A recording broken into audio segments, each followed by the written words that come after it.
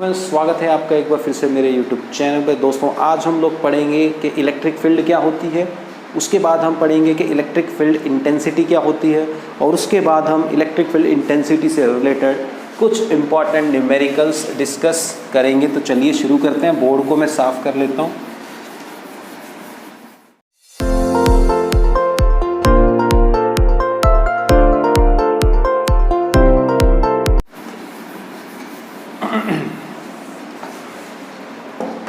तो बच्चों आज का टॉपिक है हमारा इलेक्ट्रिक फील्ड। ठीक है, फर्स्ट टॉपिक आज का है इलेक्ट्रिक फील्ड। तो सबसे पहले तो हमें बच्चों यही पता होना चाहिए कि इलेक्ट्रिक फील्ड है क्या। ठीक, अब इलेक्ट्रिक फील्ड से पहले आपने कूलम्ब्स लॉ पढ़ी है। कूलम्ब्स लॉ में हमने पढ़ा था कि एक चार्ज दूसरे चार्ज पे क्या लगाता है, फोर्स लगाता है।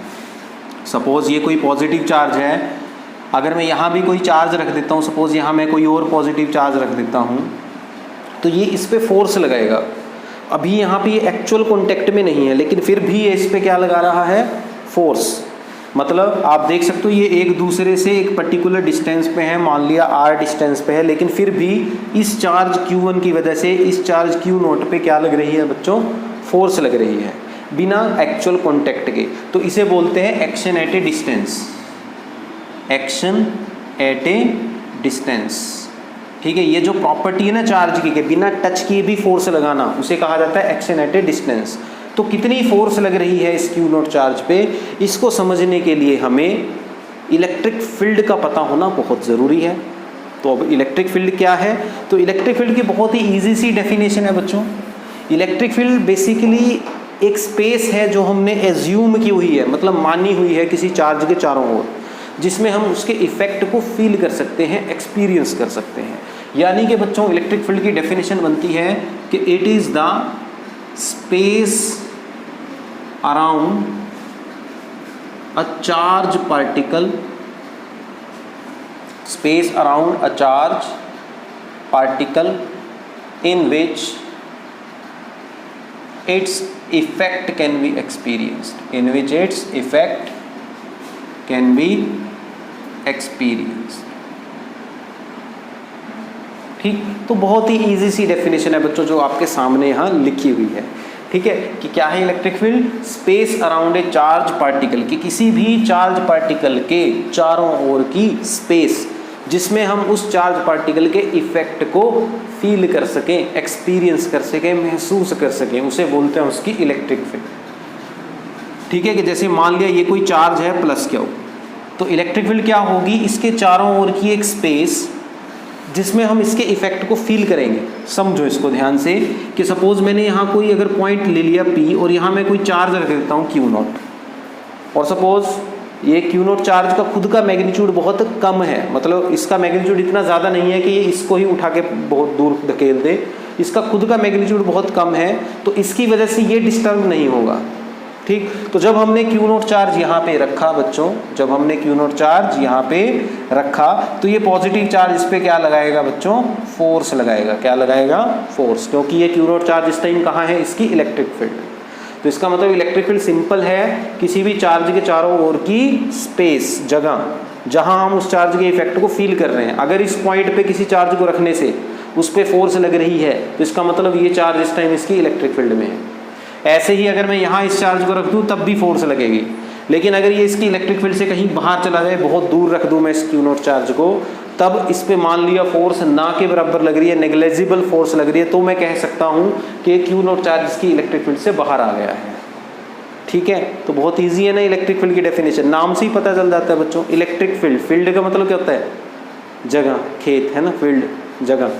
तो किसी भी चार्ज के, इलेक्ट्रिक चार्ज के चारों ओर की स्पेस जिसमें हम उस चार्ज के द्वारा लगाई जाने वाली इलेक्ट्रिक फोर्स को महसूस कर सके, उसे क्या कहा जाता है, इलेक्ट्रिक फील्ड कहा जाता है। क्लियर है, तो आई होप सबको समझ में आ गया इलेक्ट्रिक फील्ड क्या है। अब हम ये समझेंगे कि इलेक्ट्रिक फील्ड की स्ट्रेंथ अगर हमें कहीं पे निकालनी हो तो कैसे निकलेगी।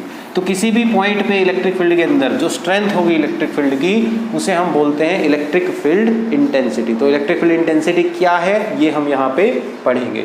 तो नेक्स्ट टॉपिक बच्चों हमारे पास आता है electric field intensity. At any point, कि किसी भी पॉइंट पे अगर मुझे इलेक्ट्रिक फील्ड इंटेंसिटी एक्सप्लेन करनी है, then how I can explain it. इसको बेटा हम ई से रिप्रेजेंट करते हैं, कैपिटल ई से, और इलेक्ट्रिक फील्ड इंटेंसिटी एक वेक्टर क्वांटिटी है, ये सभी बच्चों को जो है ध्यान रखना है, ठीक है। तो है क्या इलेक्ट्रिक फील्ड इंटेंसिटी, देखो सिंपल। तो इलेक्ट्रिक फील्ड इंटेंसिटी क्या है, किसी भी पर्टिकुलर पॉइंट पे, जैसे सपोज मैंने ये कोई चार्ज ले लिया प्लस क्यू, ठीक, ये रेस्ट में है चार्ज मेरा, किस में है बेटा, रेस्ट में। तो इस चार्ज के चारों ओर एक स्पेस होगी जिसमें हम इसके इफेक्ट को फील कर सकते हैं, जिसे मैं क्या बोलूँगा, इसकी इलेक्ट्रिक फील्ड बोलूँगा, ठीक। अब क्योंकि ये जो इलेक्ट्रिक फील्ड है ये इस चार्ज से प्रोड्यूस हो रही है, तो इस चार्ज को क्या बोला जाएगा, सोर्स चार्ज कहा जाएगा। क्या कहा जाएगा, सोर्स चार्ज। और अब मैं क्या करता हूँ, किसी पर्टिकुलर पॉइंट P पे एक स्मॉल मैग्नीट्यूड का चार्ज रख देता हूँ जिसकी वैल्यू बहुत ही कम है, और जिसे हम क्या बोलते हैं बच्चों, टेस्ट चार्ज बोलते हैं। क्या बोलते हैं, टेस्ट चार्ज। यहाँ पे जो Q0 है वो हमारा क्या है बच्चों, टेस्ट चार्ज है। टेस्ट चार्ज नाम से ही पता लग रहा है ये टेस्टिंग के लिए यूज़ हो रहा है, जस्ट इलेक्ट्रिक फील्ड की स्ट्रेंथ निकालने के लिए यूज़ हो रहा है, इसीलिए इसे टेस्ट चार्ज कहते हैं बच्चों, और इसका खुद का मैग्नीट्यूड बहुत कम होता है, ठीक। तो अगर मैं एक टेस्ट चार्ज रख देता हूँ Q0, तो ये Q चार्ज इस टेस्ट चार्ज Q0 पे लगाएगा कुछ ना कुछ फोर्स लगेगी, तो यहीं से फिर इलेक्ट्रिक फील्ड इंटेंसिटी की डेफिनेशन आएगी, मतलब इलेक्ट्रिक फील्ड की स्ट्रेंथ आएगी इस पर्टिकुलर पॉइंट P पे, जिसको मैं कैसे एक्सप्लेन करूंगा कि electric field intensity at this point is the force experienced per unit test charge placed at that point, ठीक है। तो ये फॉर्मूला सिंपल सा आपको ध्यान रखना है कि अगर किसी भी टेस्ट चार्ज को या किसी भी चार्ज को इलेक्ट्रिक फील्ड में रखा जाता है तो उस पर लगती है इलेक्ट्रिक फील्ड की वजह से फोर्स, ठीक है। और कितनी फोर्स लगी और कितने चार्ज पे लगी, ये जो रेशो है बच्चों, ये क्या कहलाती है, इलेक्ट्रिक फील्ड इंटेंसिटी कहलाती है। समझ में आ गया सबको। तो this is electric field intensity. यहीं से आप फिर निकाल सकते हो इलेक्ट्रिक फील्ड इंटेंसिटी की एसआई यूनिट। तो एसआई यूनिट बच्चों क्या बनती है इलेक्ट्रिक फील्ड इंटेंसिटी की, यहाँ से तो force per unit charge, force की यूनिट होती है न्यूटन और चार्ज की यूनिट होती है कूलम, तो इसकी यूनिट यहाँ से बच्चों बन जाती है न्यूटन पर कूलम। तो इस फॉर्मूले के अकॉर्डिंग इलेक्ट्रिक फील्ड इंटेंसिटी की यूनिट क्या है बच्चों, न्यूटन पर कूलम। क्लियर है, समझ में आ गया सबको, ठीक है। तो ये होती है इलेक्ट्रिक फील्ड इंटेंसिटी।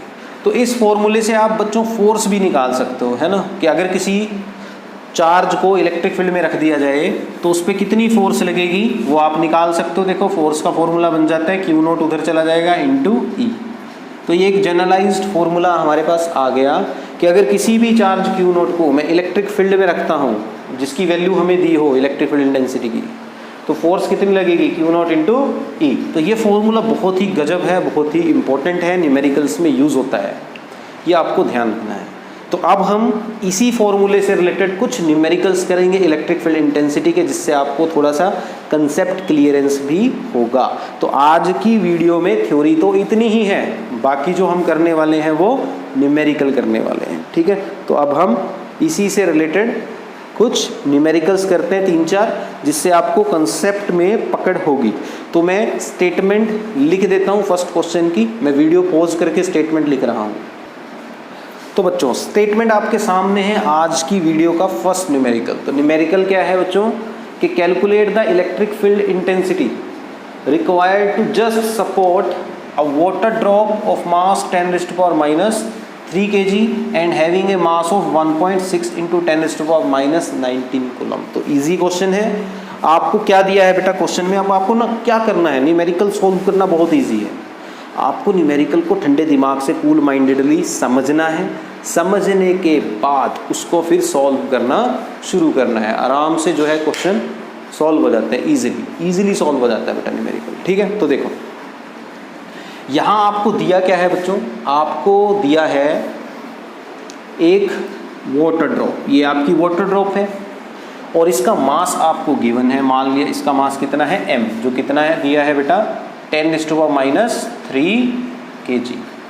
इस वाटर ड्रॉप पे पॉजिटिव चार्ज है, कितना पॉजिटिव चार्ज है 1.6 × 10⁻⁻19 कूलम।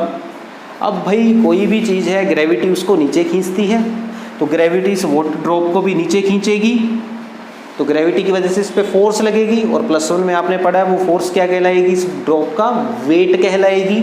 और इस ड्रॉप का जो वेट होगा it will be W = mg, m is the mass, g is the acceleration due to gravity.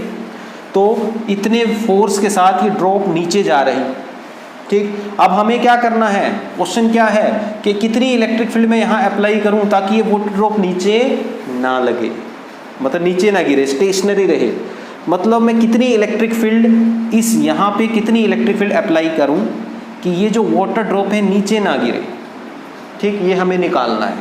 तो पहली बात तो इलेक्ट्रिक फील्ड में कैसे अप्लाई करूँगा, एक तरफ तो मैं लूँगा यहाँ पे पॉजिटिव प्लेट मेटल की और एक तरफ मैं लूँगा मेटल की नेगेटिव प्लेट।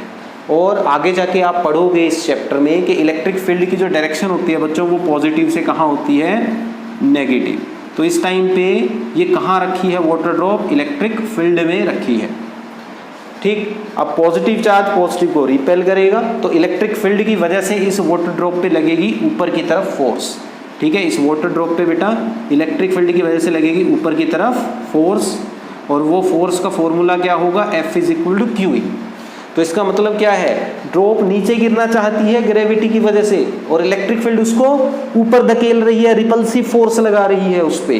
तो अब ये ड्रॉप कब नहीं गिरेगी नीचे, अगर जितना वेट इसका नीचे लग रहा है उतनी ही रिपल्सिव फोर्स ऊपर लग रही हो, तो ड्रॉप नीचे नहीं गिरेगी। तो इसका मतलब सिंपल है, ड्रॉप कब नहीं नीचे गिरेगी, अगर ड्रॉप के ऊपर लगने वाली इलेक्ट्रिक फील्ड की वजह से जो फोर्स है वो किसके इक्वल हो जाए, इस ड्रॉप के वेट के इक्वल हो जाए। दैट मीन्स अ फोर्स का फॉर्मूला सबने पढ़ा है कि अगर अभी अभी आपने इलेक्ट्रिक फील्ड पढ़ी थी, क्या होती है, फोर्स पर यूनिट चार्ज। तो फोर्स क्या होगी, Q × E। तो अगर मैं Q चार्ज को इलेक्ट्रिक फील्ड में रखता हूं तो कितनी फोर्स लगेगी, F = QE। तो ये जो QE फोर्स है it must be equal to the weight mg। तो यहाँ से बच्चों हम इलेक्ट्रिक फील्ड फाइंड आउट कर सकते हैं, जो आ जाएगी mg/q। बस अब वैल्यूज पुट करनी है। मास हमें गिवन है 10⁻³ kg। Acceleration due to gravity की वैल्यू सबको पता है कितनी होती है, 9.8 मीटर/सेकंड अपॉन Q कितना दिया है आपको, 1.6 × 10⁻19। बस अब इसको क्या कर लो, सॉल्व कर लो, सॉल्व करके आपके पास आंसर आ जाएगा। कैलकुलेशन करनी है बच्चों, आंसर आ जाएगा। कैलकुलेशन करोगे तो आंसर आएगा आपका 6.125 × 10⁻16। कितना आएगा बेटा answer, 6.125 × 10⁻16 Nm/Coulomb। So this will be the answer. ठीक है, क्लियर है जी, सबको समझ में आ गया यहाँ तक। तो ये था आज का फर्स्ट न्यूमेरिकल। अब चलते हैं सेकंड न्यूमेरिकल की तरफ। तो मैं कर देता हूँ बोर्ड को साफ और लिख देता हूँ सेकंड स्टेटमेंट। अभी मैं कैमरे को करने जा रहा हूँ पॉज। ओके, तो न्यूमेरिकल आपके सामने है सेकंड। और प्रॉब्लम में क्या कहा गया है, इस न्यूमेरिकल प्रॉब्लम में बच्चों हमें पेंडुलम की बात की गई है। पेंडुलम, ठीक है, क्या कहा है इन्होंने, ए पेंडुलम। अब पेंडुलम समझते हो, +1 क्लास करके आए हो, +1 में आपने पढ़ा है कि पेंडुलम क्या होता है। पेंडुलम क्या होता है बेटा, कि अगर मैं एक धागा ले लूँ, एक स्ट्रिंग ले लूँ और उसके साथ एक मास अटैच कर दूँ तो ये क्या बन जाता है बच्चों, एक पेंडुलम बन जाता है। आपने +1 में इसको पढ़ा है। और अगर इसको मैं पकड़ के ऐसे छोड़ दूँ तो ये क्या करता है, फिर वाइब्रेट भी करता है ना, ऑसिलेशन पढ़ा है ना +1 में। तो यहाँ इस पेंडुलम से रिलेटेड ये एक न्यूमेरिकल है बच्चों। हमें क्या कहा है कि देयर इज़ ए पेंडुलम, जिसको एक फिक्स पोजीशन पे हमने पहले ऐसे सस्पेंड किया हुआ था वर्टिकली। जो इसकी बोब थी पेंडुलम की, इन्होंने क्या कहा है, पेंडुलम ऑफ मास 80 mg। तो यहाँ साइड में जो डाटा हमें दिया है वो लिख लेते हैं बेटा। मास कितना है, मतलब इसकी पेंडुलम की बोब का 80 mg, यानी कि 80 मिलीग्राम। इसको किलोग्राम में कन्वर्ट कर लेते हैं, बनता है 80 × 10⁻³ ग्राम। फर्दर किलोग्राम में कन्वर्ट करोगे तो 80 × 10⁻³ × 10⁻³ kg। क्योंकि बेटा 1 ग्राम में कितने kg होते हैं, 10⁻³ kg होते हैं। ठीक है, क्लियर है यहाँ तक। तो यहाँ से मास आपका बन गया 80 × 10⁻6 kg। This is the mass of this pendulum. और क्या कहा है कि इस पे चार्ज भी है, क्या है इस पे भाई, चार्ज भी है Q। कितना चार्ज है इस पे, +2 × 10⁻8 कूलम। ठीक है, इतना चार्ज इस पे है। और इसको किस में रखा गया है, हॉरिजॉन्टल इलेक्ट्रिक फील्ड में रखा गया है। किस में रखा गया है, हॉरिजॉन्टल इलेक्ट्रिक फील्ड में। हॉरिजॉन्टल का मतलब क्या है बेटा, कि जो इलेक्ट्रिक फील्ड है वो कौन सी डायरेक्शन में लग रही है, एक्स डायरेक्शन में। किस डायरेक्शन में लग रही है, एक्स, हॉरिजॉन्टल, ग्राउंड के पैरेलल ऐसे लग रही है, इसे हॉरिजॉन्टल बोलते हैं। तो अगर आप हॉरिजॉन्टल डायरेक्शन में इलेक्ट्रिक फील्ड लगाओगे बच्चों, तो इस चार्ज पार्टिकल पे इलेक्ट्रिक फील्ड की वजह से लगेगी फोर्स। लगेगी ना फोर्स, और ये अपनी जगह से फिर क्या होगा, डिसलोकेट होगा, डिस्प्लेस होगा, इस पे फोर्स लगेगी इधर की तरफ इलेक्ट्रिक फील्ड की वजह से, और सपोज ये यहाँ से डिस्प्लेस होके कहाँ पहुँच जाती है बॉब, यहाँ पहुँच जाती है, और यहाँ आके इस पे लगने वाली सभी फोर्सेस का जो नेट इफेक्ट है वो जीरो हो जाता है। मतलब हमारी बॉब यहाँ तक पहुँचने के बाद क्या हो जाती है, इक्विलिब्रियम में आ जाती है। मतलब इस पे इलेक्ट्रिक फील्ड की वजह से लगने वाली फोर्सेस और इसके अलावा इसमें जो टेंशन की वजह से लगने वाली फोर्स है या वेट की वजह से लगने वाली फोर्स है, उन सभी फोर्सेस का नेट इफेक्ट जीरो हो जाता है, वो इक्विलिब्रियम में आ जाती है। तो इलेक्ट्रिक फील्ड की वजह से जो इधर फोर्स लग रही है Q इंटू ई, उस फोर्स की वजह से यहाँ आके रुक गई। तो हमें क्वेश्चन में क्या कहा है कि इलेक्ट्रिक फील्ड हमें दी है बेटा, इलेक्ट्रिक फील्ड कितनी दी है हमें, वो भी लिख लेता हूँ मैं, 2 इंटू 10⁴ वोल्ट पर मीटर। हमने अभी यूनिट पढ़ी थी ना, न्यूटन पर कूलम। इसके अलावा इलेक्ट्रिक फील्ड की एक और यूनिट होती है वोल्ट पर मीटर। ये पोटेंशियल डिफरेंस और लेंथ की, और लेंथ कह लो या डिस्टेंस की टर्म्स में होती है बेटा, ये हम आगे पढ़ेंगे यूनिट।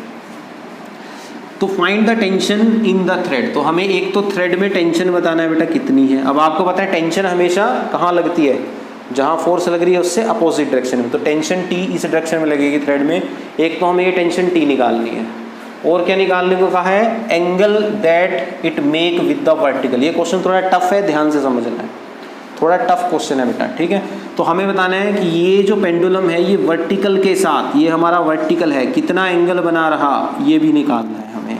तो यहाँ दो चीज़ें निकालनी है बच्चों, एक तो हमें निकालनी है टेंशन कितनी है, दूसरा हमें निकालना है कि एंगल कितना है। तो कैसे सॉल्व करेंगे इसको, ज़रा ध्यान से देखना है। +1 क्लास यहाँ पे यूज़ होगी। +1 में जो हमने लॉज ऑफ मोशन वाला चैप्टर पढ़ा था, उसमें जो हमने FBD पढ़ा था, फ्री बॉडी डायग्राम, वो यहाँ पे बच्चों यूज़ होगा। देखो कैसे, अब आप इसका फ्री बॉडी डायग्राम बनाओ, कहाँ कहाँ कौन कौन सी फोर्सेज लग रही हैं। देखो ये जो बॉब है इसका वेट तो कहाँ लग रहा है, नीचे, W = mg। इलेक्ट्रिक फील्ड की वजह से फोर्स लग रही है इस तरफ, और एक लग रही है इस पे फोर्स टेंशन वाली, ठीक है।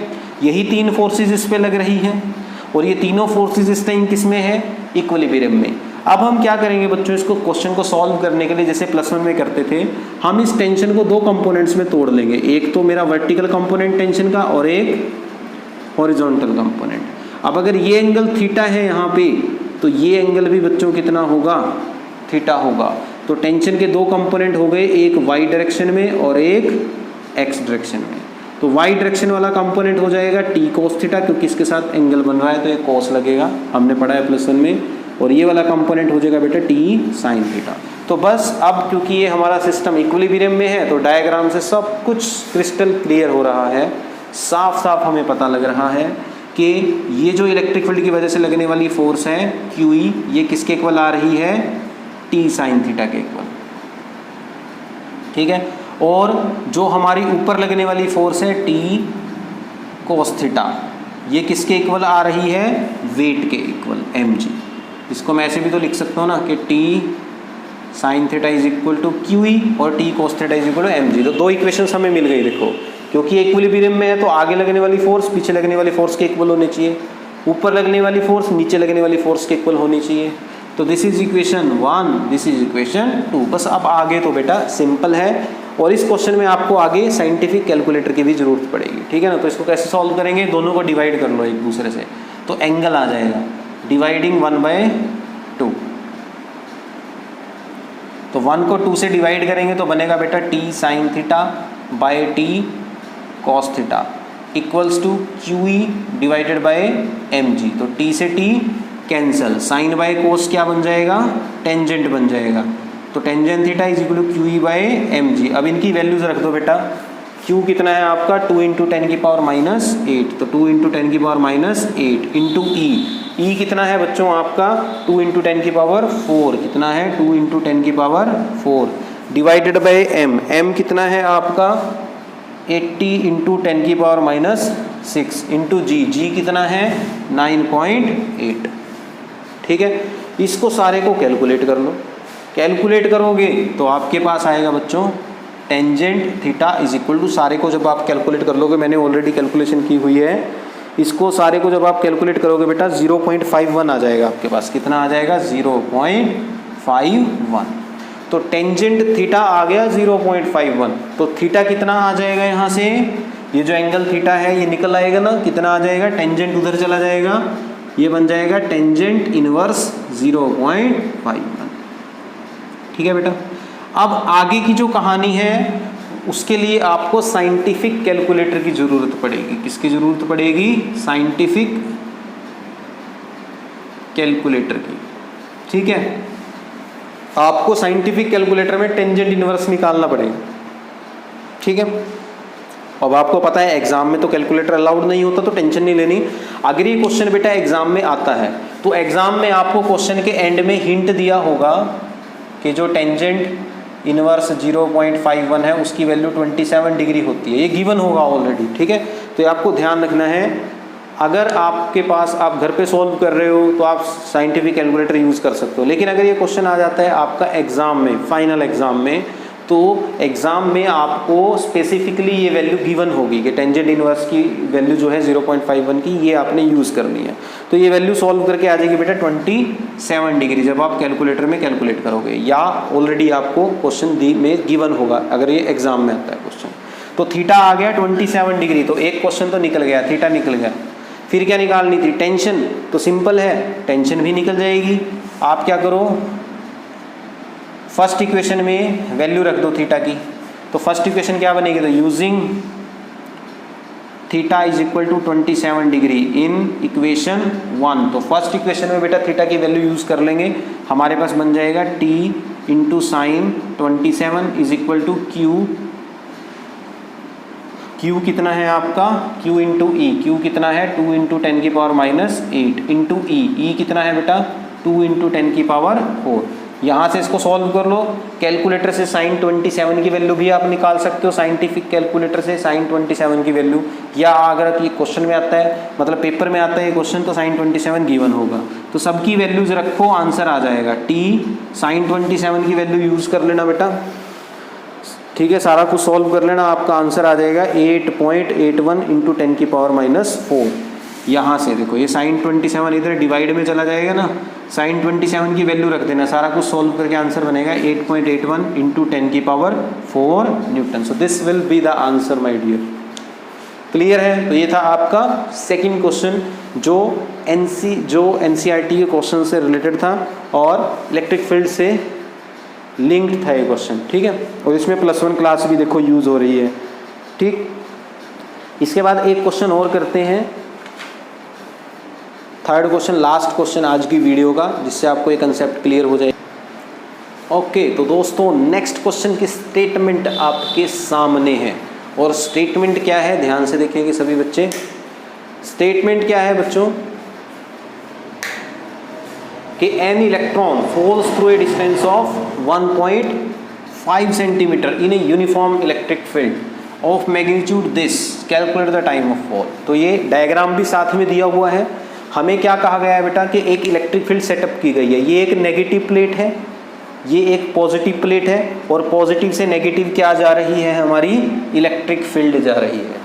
और इस इलेक्ट्रिक फील्ड में एक इलेक्ट्रॉन है जो ऊपर वाली प्लेट से नीचे वाली प्लेट की तरफ जा रहा है, क्योंकि इलेक्ट्रॉन पे नेगेटिव चार्ज होता है तो ये पॉजिटिव प्लेट की तरफ अट्रैक्ट होगा, एक्सेलरेट होगा। क्योंकि ये इलेक्ट्रिक फील्ड में रखा है बेटा इलेक्ट्रॉन, तो इस पर फोर्स लगेगी जिससे ये एक्सेलरेट होगा और पॉजिटिव चार्ज की तरफ बढ़ेगा। तो हमें बताना है इसको यहाँ से यहाँ आने में कितना टाइम लगा। तो हमें क्या निकालना है बेटा? यहाँ पे टाइम निकालना है कि इसको यहाँ नेगेटिव प्लेट से पॉजिटिव प्लेट तक आने में कितना समय लगा, टाइम लगा। ठीक है, ये हमें फाइंड आउट करना है। और हमें ये भी दिया है कि इस इलेक्ट्रॉन ने जो डिस्टेंस ट्रेवल की है वो कितनी की है? 1.5 सेंटीमीटर। मतलब मान लिया इन प्लेट्स के बीच की जो डिस्टेंस है दैट इज़ 1.5 सेंटीमीटर। तो कितना टाइम इसको लगा? तो यहाँ जो जो डाटा दिया है वो लिख लो। हमें इलेक्ट्रिक फील्ड की वैल्यू दी है बेटा 2 इंटू 10 की पावर 4 न्यूटन पर कूलम। हमें पता है इलेक्ट्रॉन का चार्ज कितना होता है? 1.6 इंटू 10 की power minus 19 coulomb. This is the magnitude of charge. एक इलेक्ट्रॉन पे इतनी वैल्यू होती है चार्ज की। ठीक है, और माइनस में होती है, यहाँ माइनस साइन को हम नेग्लेक्ट कर दें क्योंकि हम सिर्फ मैग्नीट्यूड की बात कर रहे हैं बेटा।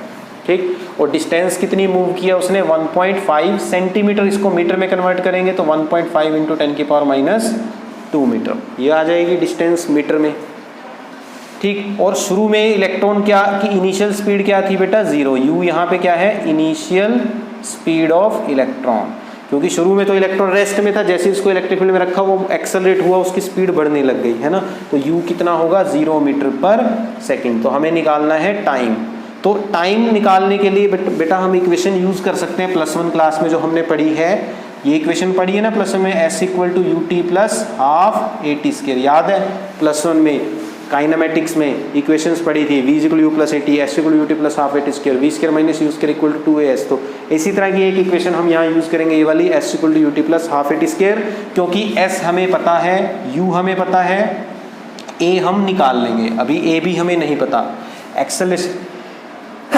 एक्सेलेरेशन हम निकाल लेंगे। एक्सेलेरेशन कैसे निकाल लेंगे भाई? अब जैसे ही बेटा इस चार्ज को इस इलेक्ट्रॉन को जिसका चार्ज है E किस में रखेंगे? इलेक्ट्रिक फील्ड में। तो इस पे इलेक्ट्रिक फील्ड की वजह से फोर्स लगेगी F = QE, यानी कि फोर्स लगेगी F = E × E। इतनी फोर्स इस इलेक्ट्रॉन पे लगेगी बेटा, F = EE, है ना, इतनी फोर्स लगेगी। और हमने न्यूटन का सेकंड लॉ पढ़ा है। न्यूटन का सेकंड लॉ बोलता है कि भाई ये जो फोर्स होगी ये किसके इक्वल होगी? Mass of electron into acceleration of electron, है ना, mass of electron into acceleration of electron. और हम सबको पता है बेटा इलेक्ट्रॉन का मास होता है 9.1 × 10⁻31 kg, आपको याद रखना पड़ेगा इलेक्ट्रॉन का मास, ठीक है। तो अगर मैं इन दोनों को कंपेयर करूं, क्योंकि ये भी फोर्स है ये भी फोर्स है, ये जो फोर्स है बेसिकली इसके इक्वल होगी न्यूटन सेकंड लॉ के अकॉर्डिंग। तो अगर मैं इनको इक्वल रख दूं me × a इक्वल रख दूं e × e, तो एक्सेलरेशन कितनी आ जाएगी बेटा? e × e/ma। This is the acceleration, है ना, यही आएगी ना एक्सेलरेशन। तो इसको इस फॉर्मूले में यूज कर लेंगे। फॉर्मूला है s = ut + हाफ at²। तो क्या बनेगा? s = ut + हाफ a की जगह क्या आएगा? e × e/, mass of electron, सारे के बाहर t²। बस अब वैल्यूज पुट कर दो, आंसर आ जाएगा। मतलब यहाँ से अब हम टाइम निकाल सकते हैं। देखो s कितना है हमारा बच्चों? s है 1.5 × 10⁻² मीटर। u हमारा 0 है × t + हाफ, यहाँ वैल्यूज रख दो। e की वैल्यू सबको पता है 1.6 × 10⁻19 होती है। और इलेक्ट्रिक फील्ड कितनी है? 2 × 10⁻4, तो इसकी वैल्यू भी रख देता हूँ 2 × 10⁻4 divided by mass of electron 9.1 × 10⁻31, और इसके सारे के बाहर क्या आएगा? t²।